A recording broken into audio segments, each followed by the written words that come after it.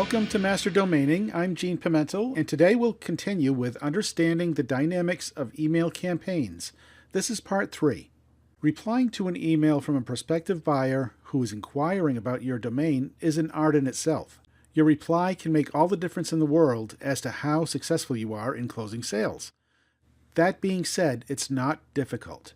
In fact, it's actually very easy. You do need to understand the dynamics and some of the psychology of the process, though. First and foremost, don't be intimidated. Don't panic, and don't worry that you're not perfect in your reply. That's all stuff that can be only learned through experience. Every situation is different, so your replies will be very different in many different scenarios. You'll fall off the bike a few times. That's okay.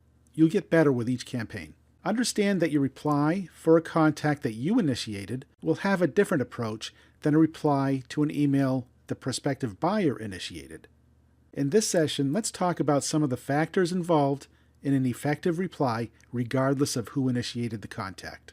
Number 1, you're in charge. It's your domain name and you have something of value that you're willing to sell for a fair price. Don't be bullied into straying too far from your expected price. Note, your expected price is the price you expect to end up with after all negotiations. You'll hear all sorts of excuses as to why they can't pay you your expected price. That's part of the game most people play, and is usually very far from the truth. Just as you wouldn't accept $5,000 for a car valued at $8,000, you shouldn't accept anything less than the value you place on your domain name. I'm talking about a value you legitimately have decided on, not some made-up, I hope I can get whatever price. You'll hear things like, "This is for a school project, so I can only afford to pay you a fraction of your price." Or, "I'm just starting a business, so I don't have the money to pay your price." Listen, you have full discretion in how much you'll accept for your domain name. After all, anything above what you paid to register it or acquire it is profit. However, realize that most people who are claiming they can't afford it are usually straight out lying to you. They'll use the school project or just starting a business excuse to play on your emotions and manipulate you into letting them take advantage of you. When I get a reply that uses those types of excuses, I simply reply with something like this. "I'm sorry that you're not able to afford this premium domain name. This clearly isn't a domain you should buy since your resources are so limited. If you'd like, I would suggest registering this alternate domain.net for yourself." Do you see what I did there? I took the candy away from the baby and gave it a sucker. They now realize they're not going to bully me into letting my premium domain go at an unreasonably low price. At this point, they'll either drop the charade, or they'll have a look at your .net or .org suggestion, or they'll not reply back at all.